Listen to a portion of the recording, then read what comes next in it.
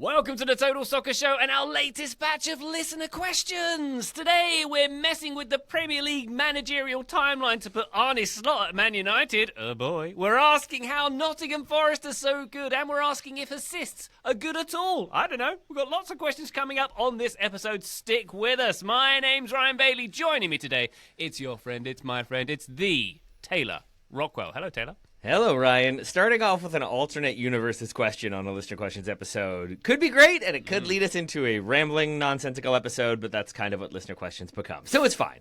We'll call this episode Total Soccer Show's Multiverse of Madness. Fair. Yes. And that would be the best one with a title like that, I think? We will see. I gave up on Marvel after, that one where everything ended. Anyway, Joe Lowry's here. Hello, Joe. How are you? I'm good, Ryan. I think that was a wise, strategic decision on your part. I'd like to think that kind of every episode of TSS ends up in some sort of multiverse of madness style chaos moment. Maybe that's just after the 60-minute mark. I'm not sure. But I think we can get there fairly often. Of course, for you, Joe, currently it is La Multiverse du Madness. Still in Paris. Yes, today is day... I don't know actually how long I've been here, but I'm going home tomorrow. So today is the last day. That I do know. I'll say it that. They don't do days in France, Joe. It's fine. They don't do time or calendars or any of that stuff. So it makes sense, Graham. It really does. It all adds up. They're frustratingly good at soccer, and they should share some of their talent. I'm going to actually just steal a couple of their best players, and we'll be good to go. Wonderful stuff. Look forward to your hand luggage being overweight, Joe. Very good indeed. Graham Ruben also here. Hello, Graham. How are you? I'm very well. Have you recovered from talking of multiverses of madness, from the madness of Benfica Barca? I know you were watching that game last night. Eric Garcia scored a goal. It was incredible. What scenes?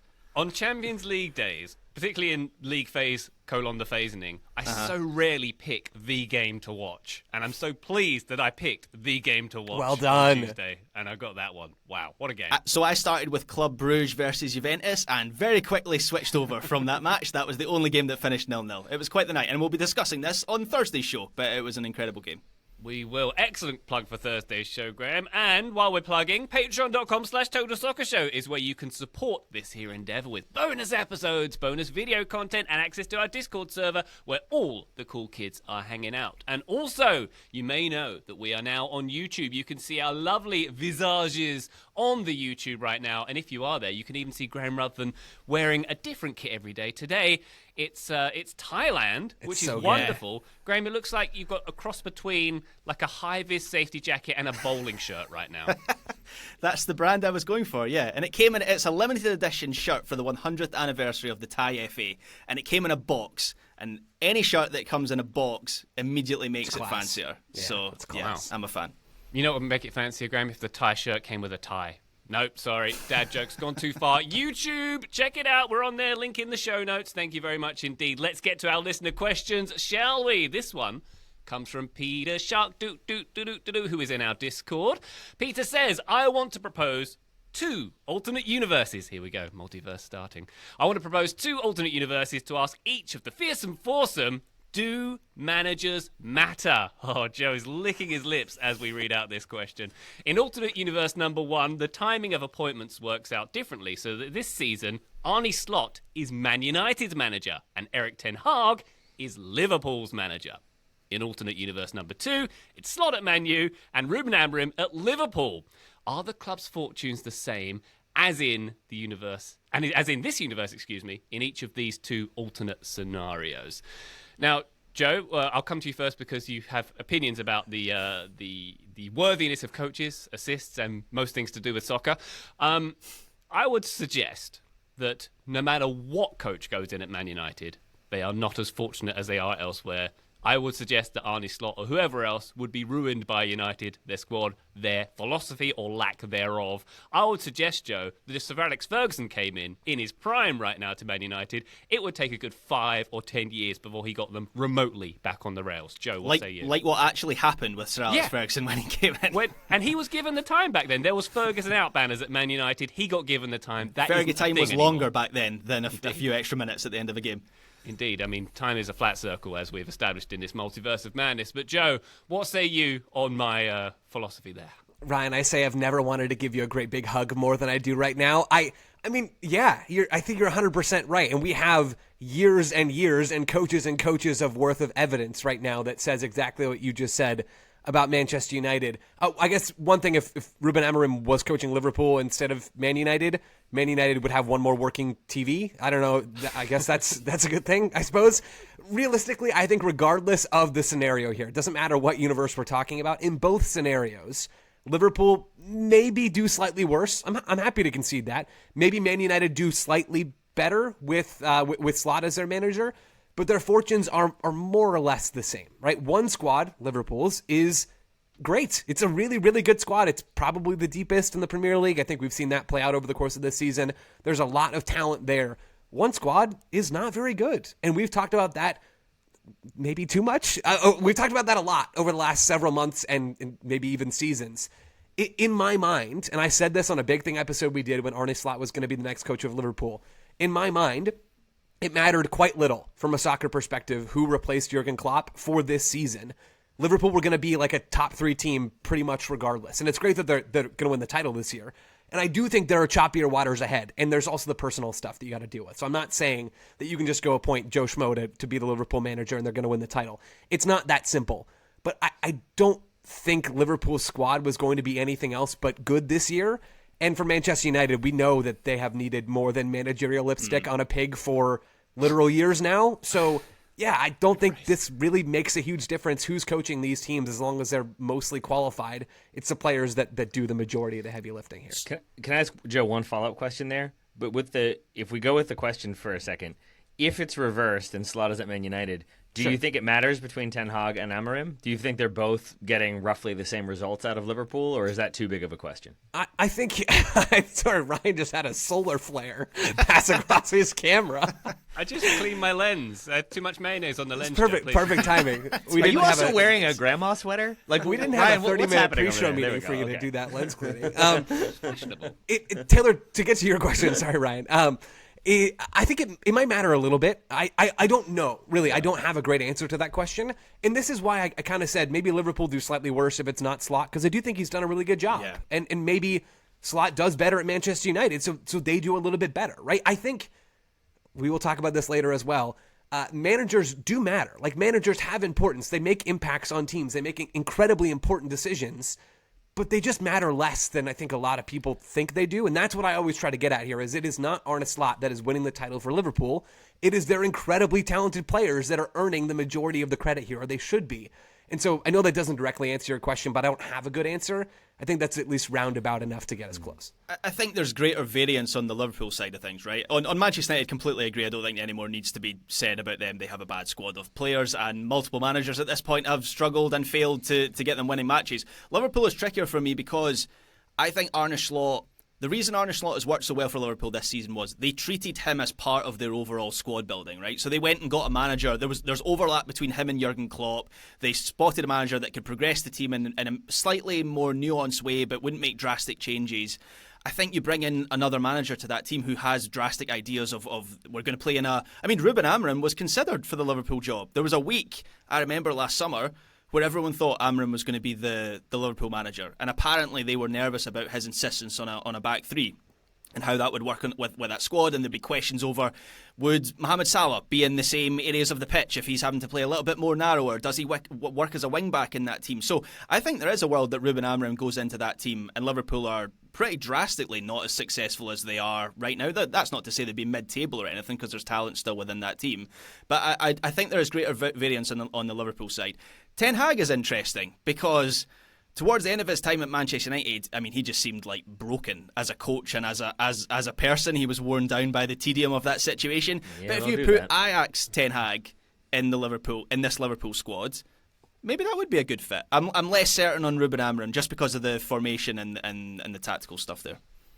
It's part of why I'm scared of him being so strongly linked with Dortmund. I don't know if that ends up happening. They have sacked Nuri Sahin at this point. We called that yesterday, by the way. Go us. That was good stuff. But if I'm Erik Ten Hag, I'm like, let me jump out of the Man United fire and into the Dortmund fire, where they also don't sign players or make smart decisions when it comes to their personnel. But yeah, maybe we get to figure out if he is still a very good manager, and if it is just Manchester United that takes that out of the person, which is, I think, like as you all have already covered, that is my answer basically. That I think so many other factors matter as much or more than just the manager coming in, that I think it's going to be kind of, regardless of who is coaching, even if it's Sir Alex Ferguson, to Ryan's point, I still think it's not turning things around right away. There we go. Joe's smiling and... I'm so happy, guys. Yeah. I did not have we all agree on this answer on my bingo card for today, and I'm just overjoyed to scratch Really? it off. I mean, I think it's because is that just because we tend to criticize you for saying managers are dumb? Well, it's that, and I still feel like even when I listen to shows maybe I'm not on, or I listen to other shows, I feel like the overwhelming way that people talk about soccer is, Pep wins the title for Man City, or Jurgen Klopp wins the title for Liverpool, and it still feels like that is the dominant way to talk about or write about soccer, because it's shorthand, really is what it is. It is shorthand for talking about something greater, and managers are singular figures when players are numerous, and it's a lot harder to break things down to nuance. So we try to do that on this show. But I still feel like you all are much quicker to give credit to managers than I am, and to give blame to managers than I am. I think that's fair. I think that can also be true, because I think, The Dark Knight isn't as good if I direct it than Christopher Nolan, Right. for example. Exactly, It yeah. does matter, but what matters ultimately is the philosophy from up top, right? Because that's what dictates everything. That's what's going to to get the players. Really, I think you're absolutely right. That's going to dictate a lot of the conditions around what the coach is doing, and you can do all sorts of creative things, right, to get coaches to do what you want them to do. If you're a sporting director or a general manager or a CSO in MLS, you can structure their contract in ways that promotes them to play the players that you signed rather than players that your predecessors might have signed. You can structure their contract to incentivize them with money, right? That's what I'm talking about here. You can pay them more, put clauses in their deals to do the things that you want them to do. If you play 10,000 minutes worth of players who are under the age of 21, you're hitting an extra $600,000 in your contract, or whatever Manchester United play people, right? So you can do all sorts of fun things to massage and make managers matter, honestly, even less than I kind of think they already do. I mean, I'll fire a shot here. I will say, Joe, like, what's the highest level of soccer you've played? Like kicking around in the backyard. I played as a kid, that kind of thing. Like, Hey, you played with us before. Come on. I mean, Good point. Good point. But I do think that is like a factor, that like you haven't had the experience of having a coach in soccer sure. who does get the better out of you and does kind of teach you new things and help you Yep. elevate. And I think Those things that puts totally a shoulder matter. around I you. And that's- 100% agree. And that's what it comes down to for me, is just that a coach can be a person who, when things are going poorly, can rally the team, can figure out a way Yep. to reach a player who otherwise hasn't been reached. I just still think the institutional aspect of this question means that it's going to matter a lot less than if you're in a toxic sludge of a situation. Coming in with like a new suit and looking fancy is maybe not going to fix the toxic sludge around you. I mean, we've talked about this before. Everybody listening to this show, and all four of us have been in situations as non-professional athletes where you've had a good leader and a bad leader, right? Yeah. I think everybody understands what that's like, regardless of what you're doing. I think it's just that stuff matters, right? Going to the airport to celebrate fans matters, or celebrate your team winning the title with Napoli or whatever we talked about on Monday. All those things are important. I'm never and have never denied those things. But that stuff matters less than it matters if you have Mo Salah or Amad Diallo on your right wing, Here we go. Let's reboot Robot Joe for the next question. Thank you very much indeed. This is a very Joe I love this show. sort of episode. Yeah. I love this episode. Spoiler alert. I think what I'm taking away from that question is, what was the phrase, the managerial lipstick on the club pig? I did enjoy that, Joe. Thank you very much. You're welcome. And thank you, Peter Shark, for the question there. Fred Vaughan has also been in touch and says, given Fenway Sports Group's investments elsewhere, how is it that Liverpool gets frequently considered as a spendthrift in relation to other big Premier League clubs? Maybe it's my perception, says Fred, as an American sports fan, but that always puzzles me. Graham's got a look on his face like he's got some numbers for us, does he? Does he have some? Graham, I do talk about indeed. baseball. Graham, tell us about baseball. Tell us something about. So hold on, about the rules. I might have misinterpreted this question. When Fred says given FSG's investments elsewhere, is he talking about other sports teams, or I took that to mean like the new stadium, the new training ground that FSG have spent? Like they've spent a fortune on a lot of things that aren't players with Liverpool. I would say him saying, doesn't he say like coming at this as an American sports fan? I'm assuming that means because they own other American sports franchises. But I think Right. both are fair, right? Fair. FSG is paying. I approached it like Taylor did. It sounds like I just wanted to make Graham tell us a baseball fact. But okay, so maybe you can fill me in on the American sports stuff. But I looked at why Liverpool have this reputation as being a little bit stingy. So the first place I went to is the wage bill, and Liverpool have only the fifth biggest wage bill in the Premier League at the moment, and that is a pretty big gap between them and the top, where Manchester City and even Manchester United are. They're actually closer to like Villa and Spurs than the two Manchester clubs, Liverpool. So FB Ref and Capology both have Liverpool at around £128 million a season, while Manchester City are just over £200 million. I don't know if that accounts for Erling Haaland's new bumper 10-year deal. I'd imagine that will go up further. Manchester United are around about that £200 million mark as well. What are they spending that money on, is my question with Manchester United. With TVs, new TVs, yeah. And Ruben Amorim smashing so many TVs. I think you're giving them a lot of credit that they're going to replace that television and not just continue to use it or find a way to shoehorn it in or make Casemiro be the TV. No, guys, it still works. Just ignore the crack. Stop. It works we for can its function. It was just plugging a hole in the roof. That's what it's there for. Yeah. Well, Ratcliffe's delighted because he can now cancel the Netflix subscription as well. So that's some more cost cutting. I bet he's got the ads plan. Yeah, he does. He's got the free tier. Anyway, so if you look at transfer fees as well, yes, obviously Liverpool have spent money on players like Darwin Núñez and Virgil van Dijk, but their net spend over the last 5 years ranks as only the seventh highest in the Premier League, which puts them below Chelsea, Manchester United, Spurs, Arsenal, Newcastle and West Ham have a higher net spend over that 5-year period than Liverpool, who are obviously at the top of the Premier League table and at the top of the Champions League table right now. So they're certainly getting more bang for their buck. I think the thing some Liverpool fans point to when they criticise FSG is they could be the best run club in the world while spending more money. So you look at their revenue for 2024, only City and United made more in the Premier League than Liverpool.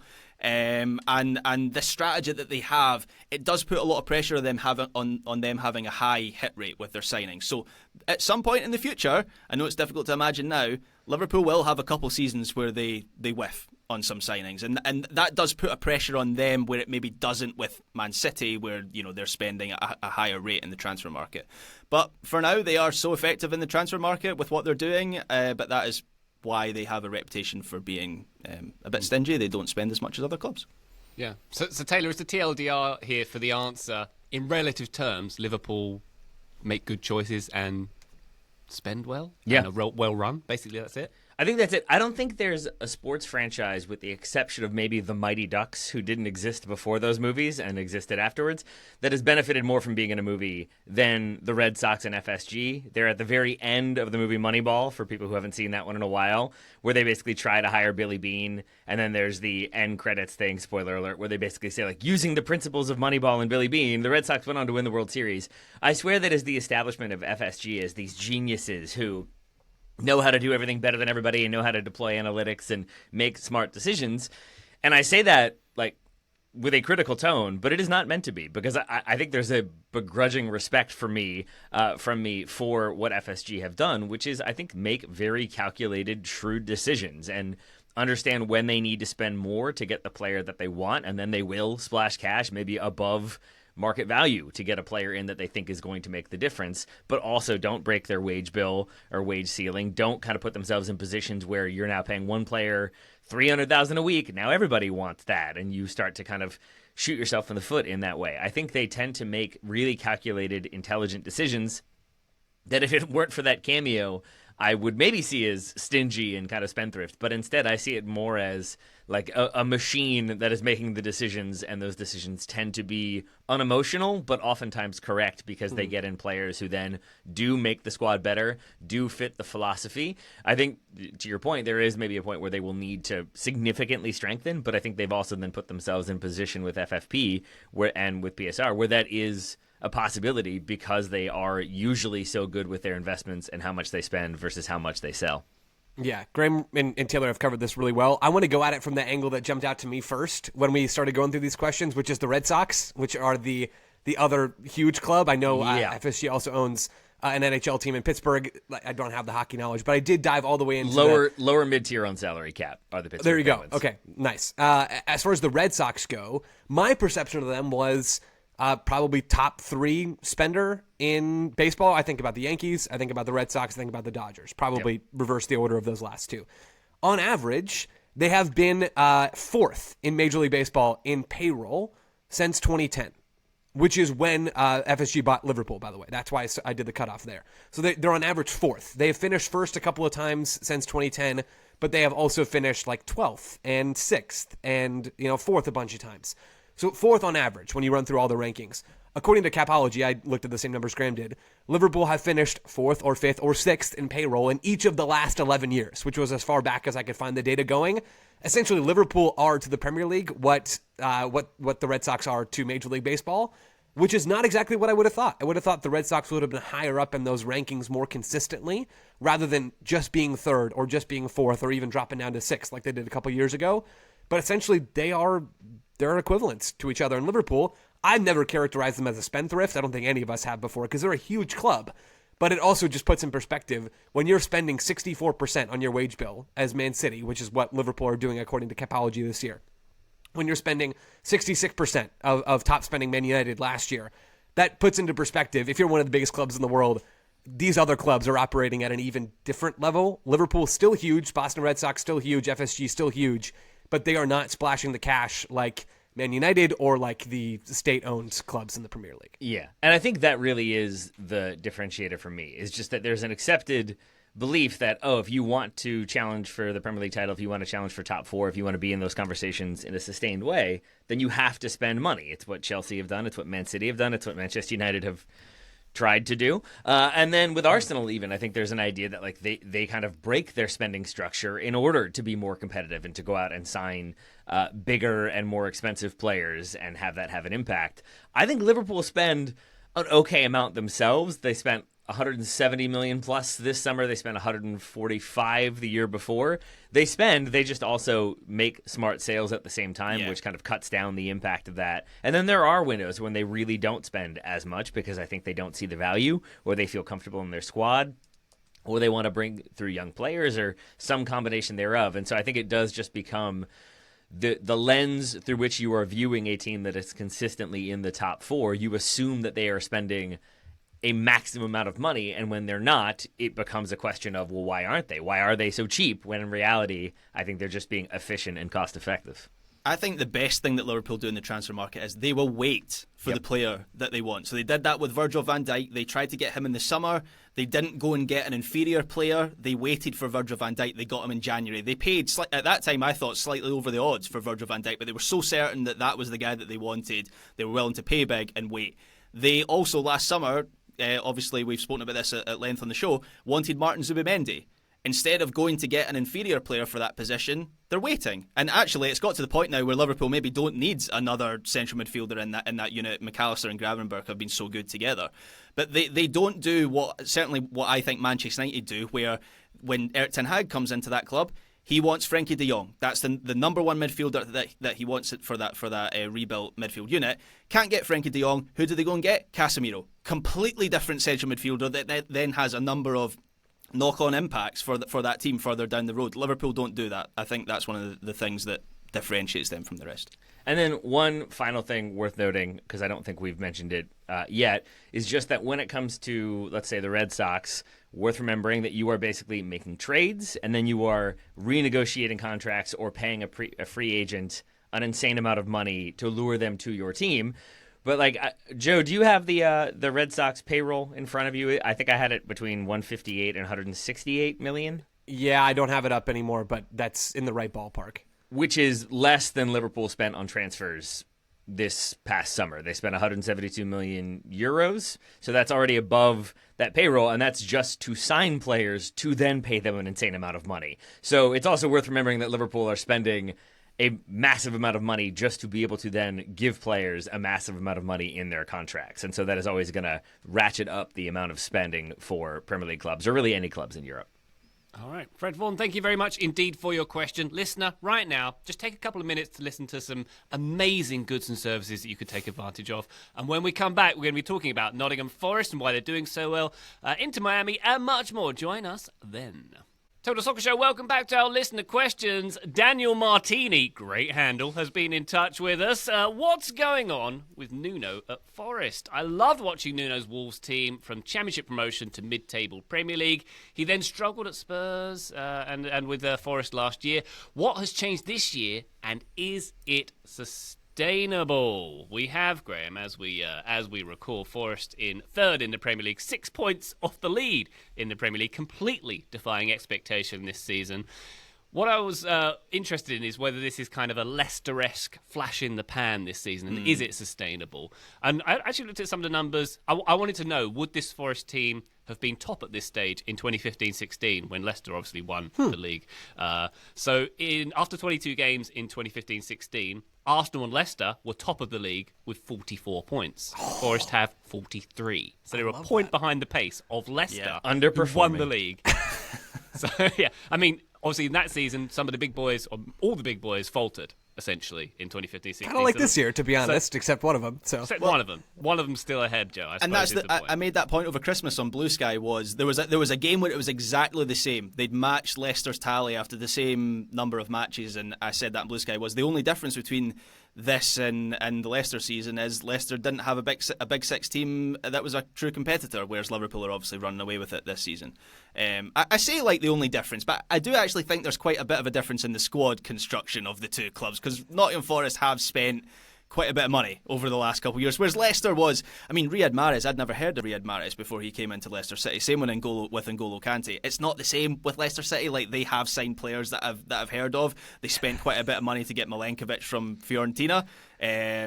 Callum Hudson-Odoi is obviously someone that we all knew pretty intricately before he comes into Nottingham Forest, and that's actually the well thing. Did you know him? Yeah, how intricate? Graham and CHO hang out, guys. What's going on? Me and Chore like that, yeah. That's the thing that makes me think this is more sustainable than Leicester City. So I think there will have to be a drop-off at some point. I think Chris Wood is the outlier here because he is overperforming his XG by quite a bit, and he has never been this prolific before in his career. But look at the rest of the Forest team. They have genuine talent. Murillo and Milenkovic are arguably the best centre-back pairing in the Premier League right now, and Milenkovic comes from a good level in Serie A. Murillo's being linked with all kinds of huge clubs. I kind of suspect he won't be at Forest for much longer beyond the end of this season. It sounds like Real Madrid want him, and Manchester United and Man City and those level of clubs. Matt Seltz, I think, is an outstanding goalkeeper. Not very good with his feet, but Forest don't need him to be very good with his feet. He is an excellent kind of traditional shot-stopping goalkeeper. Elliot Anderson left Newcastle not because they didn't want him. They sold him because of PSR reasons, and he's a young midfielder who's improving all the time. And then the attack, I think, is pretty special. And I remember having this discussion a year ago when Gio Reyna joined Forest, and I'm going to take my victory lap a little bit on Morgan Gibbs-White, who I think is a genuinely special player. And in another era of England national teams, he'd be a mainstay in that national team. It's only because they've got Jude Bellingham and all those guys and Cole Palmer that he's not. Callum Hudson-Odoi, I mentioned him, and then Anthony Elanga, even he's productive. So I think Forest are ambitious. They've spent money. They've just taken Edu Gaspar from Arsenal to be the CEO of the multi-club ownership group that they're part of. So I compare it to Villa, who have spent a bit of money. Yes, they might not finish in the top four this season, but they're not going to fade away entirely, and that's kind of what I expect for Nottingham Forest. Thinking about other things that made Nottingham Forest and have made them better this year than last year, Graham, you mentioned Matt Sells, and I think that is a phenomenal place to start because let's remember last year how bad Nottingham Forest goalkeeping was. Matt Turner was horrible, and I know everybody knows that pains me to say. Vlachodimos was very poor after he arrived, and even Selds was not good last season. They allowed, as a unit, 18 goals over expected, according to the FBref. 18 goals. That's a lot of goals. That's like so many goals. It was 6 more goals allowed over expected than the next worst goalkeeping team. If you want to understand a turnaround for a team who I think their top 8-ish minutes getters from last year to this year are basically in the same spots. They're playing a lot of the same players in fairly similar roles to where they ended last year. It's not like there's been this massive tactical shift for Nuno this year after he comes in last season. It's a team that is defensive. It's a team that is well organized. It's not always a low block team, but they're very quick to attack and transition, and they have gotten some good production out of their attacking players. But it's at the back that we're seeing the real changes, the most meaningful changes happen. They have been one of the best goalkeeping teams in the Premier League so far this season. They are the 8th best. There it is in my notes. The 8th best team in terms of goals saved over expected. Set pieces, another huge area that you can find yourself, 4 or 5 slots up or down on the table based off of how you're doing on set pieces. As of January 17th, They had the 4th most set-piece goals in the Premier League this year, Nottingham Forest. Last year, they had the 4th fewest set-piece goals. This season, they've allowed the 5th fewest goals from set pieces. Last year, they allowed the most in the entire Premier League. They were a disastrous team on all of the marginal things that suddenly aren't so marginal when you're the worst at them. It was hugely horrific for Nottingham Forest in those areas last year. I think when you're looking at things that have really changed from 23-24 to 24-25, it's the goalkeeping stuff, it's the set pieces stuff, and Graham said it as well, it's Chris Wood getting really hot. I don't know how sustainable some of the attacking stuff is, but they are at worst this season, even if everything goes wrong for them between now and the end of the year, a mid-table team, and I don't think that's going to happen, by the way. I think they'll finish a little better than mid-table. But next year, I think there are some real building blocks here for a solidly mid-table, no questions asked kind of outfit. Agree with everything Graham and Joe have said, and I would just then add, I think a lot of that credit then goes to Nuno for me and the impact he has been able to have since taking over. I read a few different profiles of him, pieces about what he has been able to do, many of them pointing to the fact that he gets a preseason. And there was some consideration about maybe parting ways with him at the end of last season when there wasn't sort of an inspiring run of form, but they stick with him in the preseason, and by all accounts, that was critical in terms of getting everybody on the same page, the way he conducts training, the way he communicates with players. It very much emboldens them and makes them all feel like they're part of the group, but I think also is kind of short to the point, communicates his expectations of the level of intensity and effort he expects in training, and I think got everybody on the same page and avoided injury, and got signings in early and signings in areas of specific need, like Milinkovic as the center back.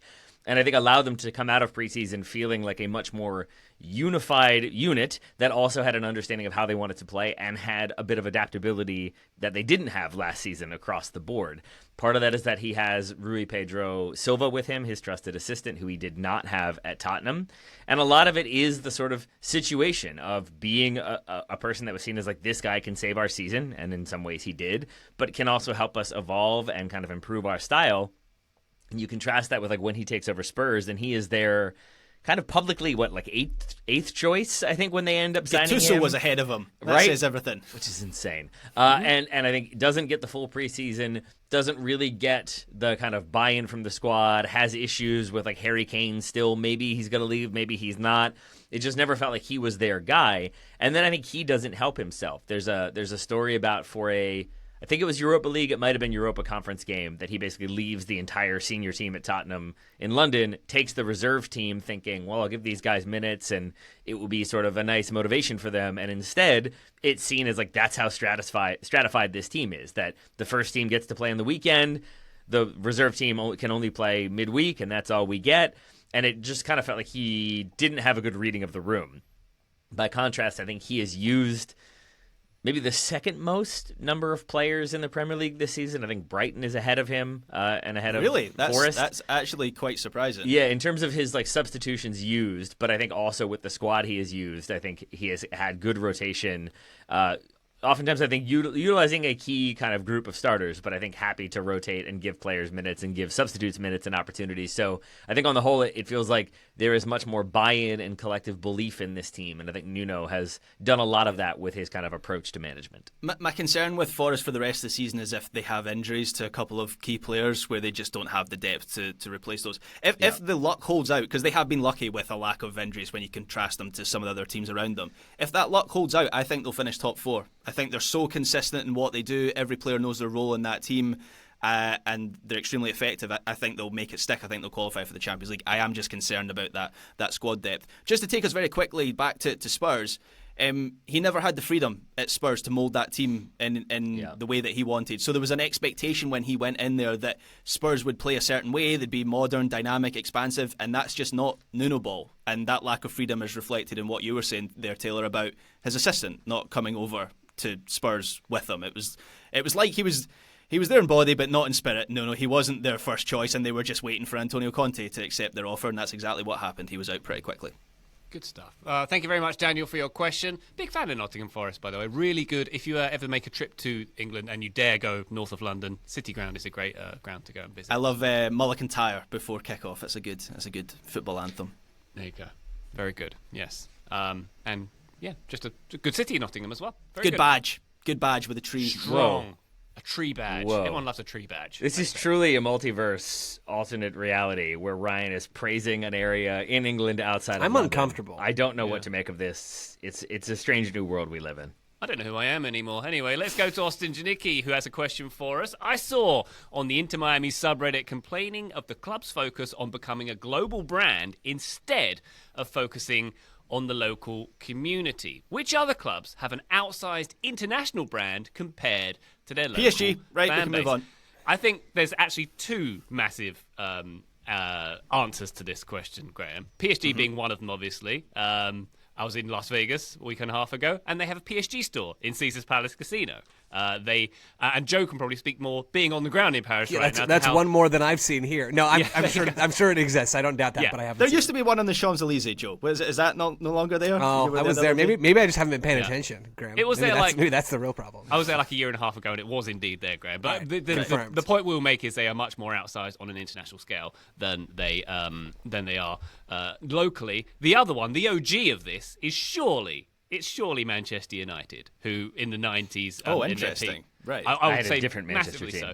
So like in the Sir Alex Ferguson prime years, when I say this kind of thing became a thing for Manchester United, if you will, the cliche is that no Manchester United fans actually live in Manchester. Manchester is full of Man City fans. That's not every true, though, chance. is it? The chance of every away team, every team to the Man United fans is: do you come from Manchester? Like, and they were sort of the pioneers, I would argue, of the global expansion of a soccer team, even before like Real Madrid and Barcelona did it. I would say with their global the way they did it, and late 90s when other teams weren't necessarily doing that, and I think that still kind of holds. They are a behemoth, aren't they, globally? But isn't Dude, isn't yeah, the I thing with can't Man United- disagree with you more. Go ahead, Graham. Isn't the thing that Man United just have fans everywhere? So Right? it's not that they have an outsized, like, global... Around the world, there will be more global fans of Manchester United than local fans, but they still have a huge local fan base, which is why they sell out the biggest stadium in the Premier League every weekend. But a lot of them aren't from Manchester, Graham. A lot of them are So like there was a tourists, like- study a few years ago the Manchester Evening News did that found that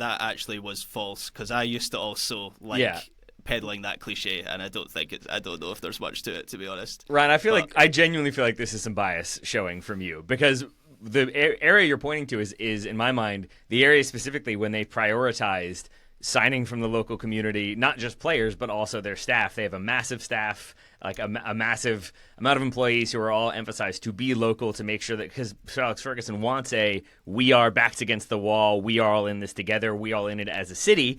And they don't really have the rivalry with Man City to that extent at that point until there's the takeover. And so I do feel like they are much more representative of the city of Manchester for a good long while. I would say Man City would be the better example of that, where you, by all accounts, can show up on match days and still get tickets to Man City games, and they're not fully selling out their stadium, but you're going to see much more of their kind of global imprint around the world, because I think they've become such a global brand. So I think, all in short, MK Dons are the true team. And how do you feel about that, Ryan? But I think, that's completely fair, and particularly when you look at the club side of things. But if we're going to look at the brand, I think when you look at soccer and globalization, I find it hard to argue against the fact that Man United were pioneers in that area. Even the fact that their head offices are in London, they're not in Manchester, and that there's not necessarily a focused brand and business-wise on Manchester. I still think it holds, generally speaking. I'd love to. That survey is interesting, Graham, because my perception certainly has been I'm just looking that at it Manchester itself, certainly not Greater Manchester, but Manchester, the city, is predominantly a Man City stronghold, as opposed to Man United, where their stadium's out of town. It's not actually in town like. So they kind of break it as well. down into regions, this study, where Manchester United has stronger support in Salford, Stretford and the city centre, while City has a slightly stronger following in East Manchester, Stockport and northern parts of the city. And this is from a couple of years ago, so it kind of looks like it's pretty split at this point, which, to be honest, is to be expected, because Man City are much more successful than Manchester United now. But just anecdotally, like, having been to a bunch of... I had two flatmates, one was an Everton fan, one was a Manchester United fan. I would go to Old Trafford. I never got the impression that Manchester wasn't a Manchester United city or stronghold. Like, I think there are plenty of fans that go to Old Trafford from there. I mean, But they have fans everywhere. That's my point. It's like they have fans in London, they have fans in Scotland, hence why I lived with one of them here in Glasgow. They have fans in the US. They're just universally popular, Manchester United. Ryan hates Manchester United, confirmed. They're universally popular except with Ryan Bailey. The way I took this question was sort of more so as like which clubs have maybe an inflated brand around the world compared to what they have in their own city, and maybe which clubs have prioritized that global awareness of themselves as a club versus focused on the local. I had Man City on there. I had PSG for sure. The other one that maybe is controversial in its own way, by all accounts, Juventus is the second most popular club in Turin. However, they are the most popular club in Italy or in the environs. And so that's another one that's interesting to me, where I think they're seen as like the club of Italy. They must be the club of their city. And they are widely seen to not be that when it comes to their own regional operations. But in terms of national operations, in terms of continental and global operations, they definitely are. Yeah, I think that's a really good point, actually. Isn't it, Graham, it's kind of the case in Seville as well, isn't it, with the Seville teams, right? Where Sevilla aren't the biggest. Yeah, well, Betis are kind of the club of the working class, and Seville are more kind of the club of... so Betis are like the city's team, and Seville have more of a reputation for being Andalusia's team, like the region's team, or the south of Spain's team. Can I throw out one maybe controversial suggestion? No. And I am throwing this up so you can bat it away, because I'm leaning on the American side of things here. Tottenham? Perhaps. So Tottenham, they don't have a small local fan base by any measure. They've got a 60,000 seater stadium. But Spurs seem to have a huge American fan base. Mm-hmm. And Jack Pitt-Brooke of The Athletic had an article like a month ago on that phenomenon, why Spurs have so many fans in the US, and apparently they like the lovable losers tag was one of his takeaways from that. So is that fair? Like, does the size of Spurs, their American fan base, outweigh maybe their local support, where Arsenal or Chelsea might outweigh them in London? For a podcast that gets criticized for being anti-Spurs, we're not really helping ourselves here. I do think that's part of it, Graham. I think back to like 2006, I think Bill Simmons, when he was still writing for ESPN, had a thing where he kind of eliminated teams one by one to decide who he was going to root for because he got into soccer after the 2006 World Cup. And he lands on Spurs. I think it comes down to Spurs and Liverpool. And I think at the time, Liverpool were still sort of in a chaotic situation. I think they had their previous ownership at that point, Liverpool did. And I think it was just sort of also seen at the same time as like you're rooting for a team that has a history of winning stuff and being successful. And the same goes for Manchester United. He ruled them out right away. I think his argument was like Chelsea were artificial in their successes, but Spurs were this sort of plucky underdog who were always trying to scrap against their bigger brothers in Arsenal, and like you could kind of jump on there where at the time they had an exciting like group of players coming through, and you could feel like this is a team that is gonna maybe be poised for bigger things but hasn't achieved them before, and so you're never going to be called a glory hunter. And I think that is a big part of American fandom, at least early on when it comes to soccer, because for me, a Manchester United supporter, I got really tired of the eye roll and like, oh, of course you are. And that still exists to this day when there's an assumption that like, oh, I know why you're a Man United fan. And I guess probably Liverpool fans have that. City fans certainly have that. Chelsea fans probably do too. It's because you hate Oasis, right? Well, that is factually correct, but also immaterial from this conversation. However, I think no one is ever going to accuse a Spurs supporter of being a glory hunter. I think, if anything, they're going to be like, oh, that's an interesting choice. I feel like Spurs... If you don't pick a League Two team, you're a glory hunter. There you go. If you're an American who doesn't pick a team in the fourth tier... Yes. You're pick the worst team possible. Sterling Albion and Scotland. Hey, I really do think Spurs and Everton are the two like most well-supported clubs in the U.S. Like aside from some of the bigger name ones that we've already gone through, and I think a lot of that has to do with I'm picking the one that isn't the bigger one. I'm not picking Arsenal. I'm not picking Liverpool. I'm picking Tottenham. I'm picking Everton. Yeah, I think that's completely valid. No, sorry, we've had to block out some of your audio because the PSG Ultras, the noise they're making outside your window, has affected the recording. All two of them. Else, the protests are real outside my... They're kitted out in Air Jordan. From very much so. Yeah, PSG is a great shout. I think PSG is probably the best answer. My other answer is Al Nassr, who have the 15th most social media followers in the world. To be honest, every big club fits this bill, but I think maybe the right way to think about it is... Like, obviously, these clubs have large local fan bases. Al Nassr and some of the Saudi clubs. And Miami's a great fit in here, too, right? Miami are not too far behind on the social media follower list, which is a pretty good proxy for, like, international following versus local following.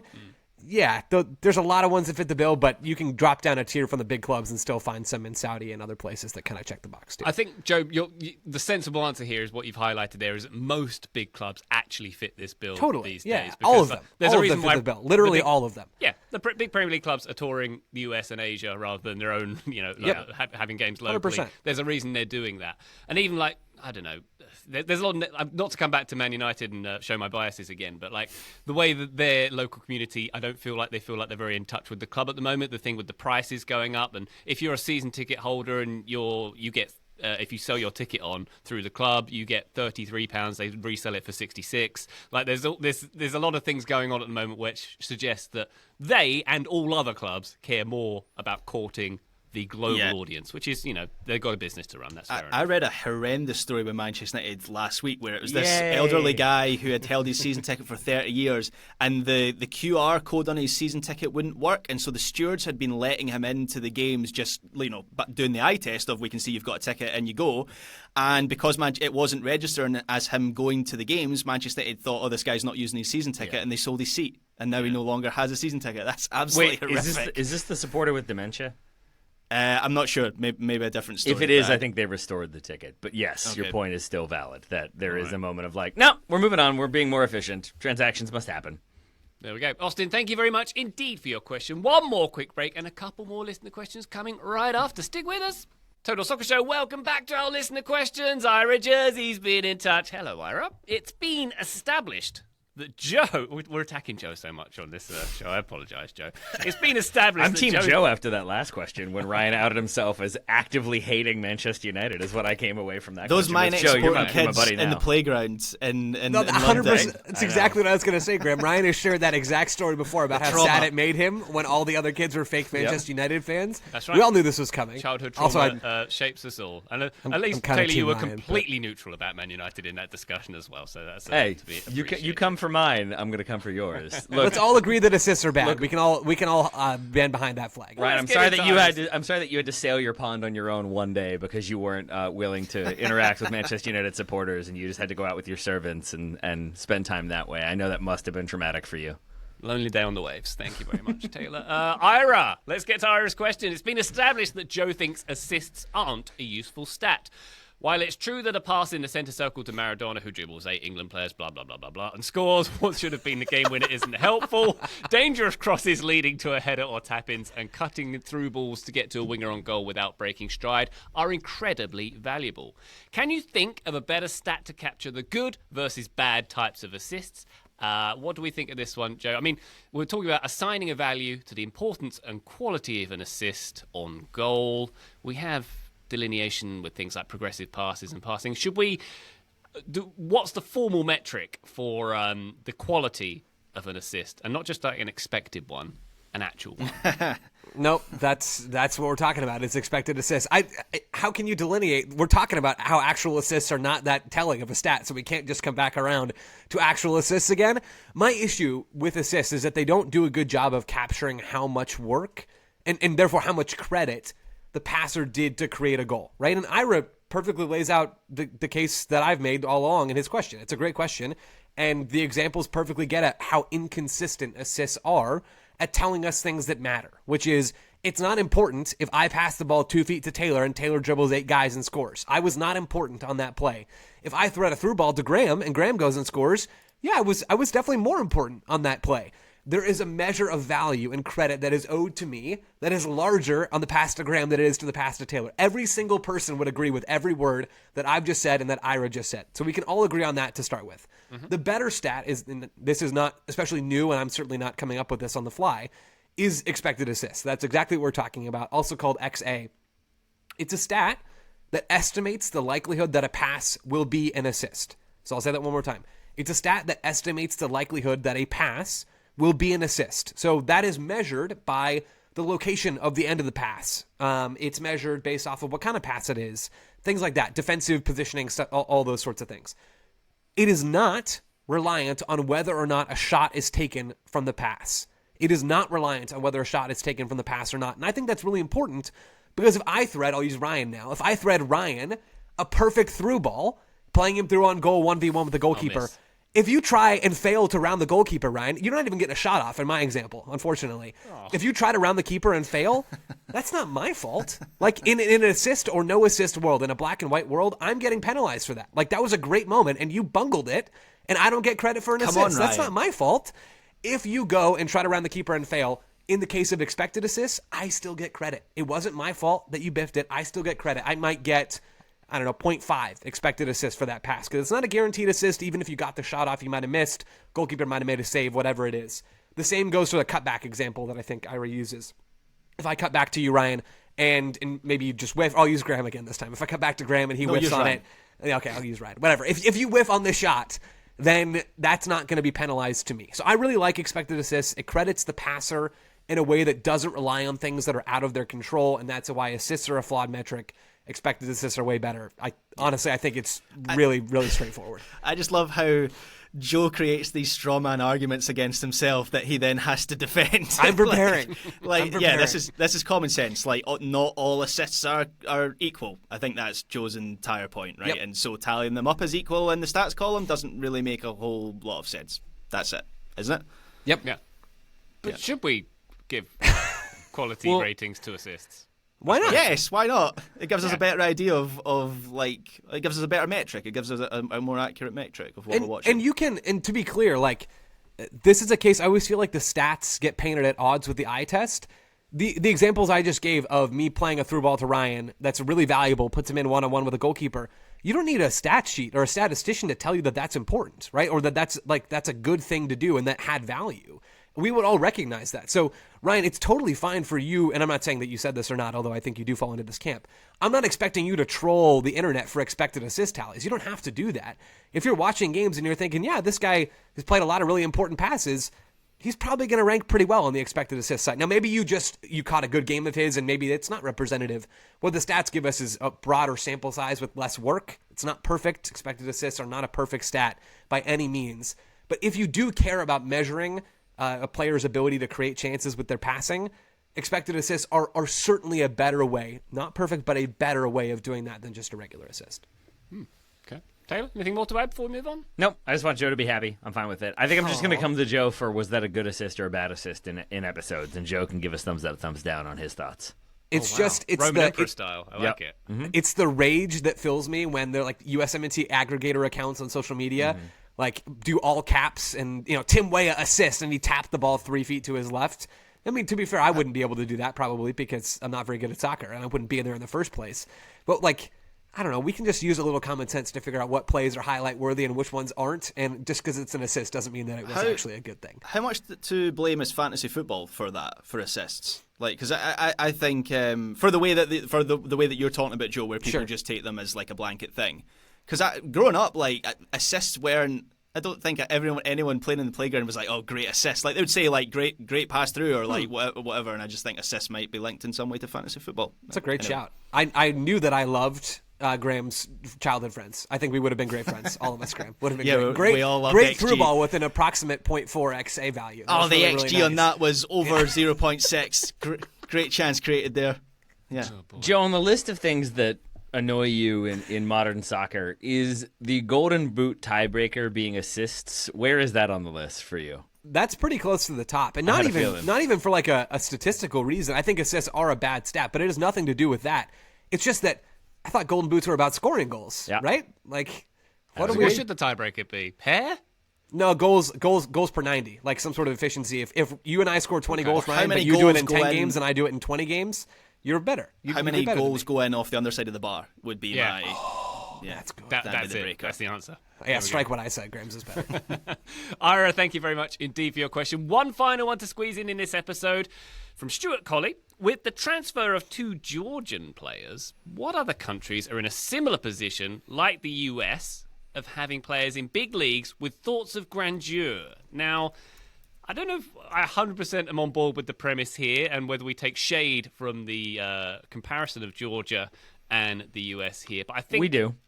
Okay. So I think, Taylor, what the premise of the question is which nations have a batch of prominent players who play in foreign leagues who wish to sort of elevate their status in those leagues. So I'm thinking maybe like for Serbia, Vlahovic and Milenkovic being in Italy and England, for example. Is that where we're going with this question? I think it might be. I think you can go wherever you want with this question, my friend. I went in two different directions. I think there's a nation like Albania, maybe, where you could say Christian Aslani, he's playing at Inter, he's 22 years old. Ernest Mucci is playing at Besiktas, he's 23. Armando Broja is at Everton, he's 23. Bajrami is at Benfica. I was impressed by him this past match week, even if it didn't go particularly well for Benfica. So there are lots of youngsters who are playing at various levels of European competition. I doubt that is going to elevate Albania into a knockout round World Cup entrant. Maybe they make a deeper run in the Euros or something like that. By contrast, the other way I would go is a nation like Norway, where you have Martin Odegaard, Erling Haaland playing for pretty sizable Premier League clubs with a pretty sizable kind of footprint when it comes to global impact.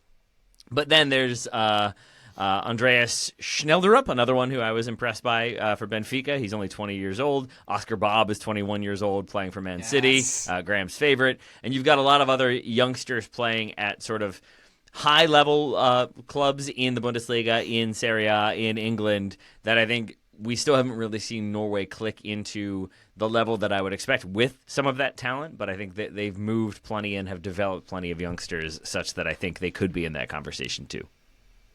Okay, very good. Any more to add? Yeah, can I stay in that same region of the world and put forward Sweden? So they have got... I mean, we're out here getting excited, getting hyped about Patrick Agyemang, and Sweden over there have got blooming Alexander Isak and Victor Gyökeres to choose from as their centre forward, which is just frankly a joke. They've been playing them as a front two as in the Nations League last year, which was really interesting. I don't know whether that'll be sustainable once they're playing stronger opposition. But you would surely think Sweden... I mean, Sweden have been to major tournaments fairly recently, but they weren't at the last Euros and they weren't at the last World Cup. So you would think those two players would drag them out of that a little bit. And then another suggestion I had was Slovenia, who obviously were at the last Euros, but they have got a elite-level goalkeeper in Jan Oblak, and they've got a potentially elite-level centre-forward in Benjamin Sesko. And I just think, if you ask me as a Scotland fan, you can have two world-class positions in any part of the pitch. What do you want? I'd say a goalkeeper and a striker, just because the nature of international soccer, you're not really building anything intricate anyway, and Slovenia have those two things. And my memory of Slovenia at the Euros is that is exactly how they played, was their world-class goalkeeper kicking the ball long to their world-class striker and hoping something happened. I did. So I took this into the route of making a quiz because I didn't fully understand the question and finally decided I'm just going to pick countries that have interesting players, relatively few of them in Europe, that are probably not going to do a whole lot at the international level, but I want to run through them anyway. So the quiz is, how many players in a Big Five league does this country have? Okay, question number one, Iran. How many players in Big Five leagues does Iran have? These are all, not a lot of players. Well, they've got Mehdi Taremi. Okay. And you don't have to name the players, but if you want to flex on everybody, you're more than welcome to. Three. Yeah. Oh, I'll take four then, since Graham said three, because I looked up Iran as well, Joe, and it's a lot of kind of disparate clubs in disparate areas, a good amount of Iran as well. So yeah, I'll say four. I'll say 17 because I just want to be different. They have one. Taremi is the only one, as far as I can find. That's why I couldn't name anyone else. We'll do the next one. Panama. How many players in the Big Five leagues does Panama have? Ryan. 18. All right, Ryan is incorrect. Go ahead, Graham. Is this according to their most recent squads? This is according to FBref, filtering by nation. So it's possible that there are some errors here. Maybe the Iran thing was wrong. I don't think it was, but maybe it is. I mean, I can't think of anyone, so I'll say zero. Okay, Taylor? Yeah, I can't think of anyone else. Zero. I'm also going to say zero realistically. So. Okay, the answer is one. Mikel Murillo plays for Marseille. All right, we'll do one more. This is the last one. Uzbekistan. How many players do they have? Does Graham know? Yeah. They got one at least. They've got one. We've spoken about him fairly recently. Kusanov, he's just signed for Man City. Final answer? I'll say one. Also, Eldor Shomurodov, who plays for Roma. There were two. That's the end of my quiz. Was Kusanov the villain in Barry, by the way? I've never seen Barry. The show. I have seen Barry with Bill Hader.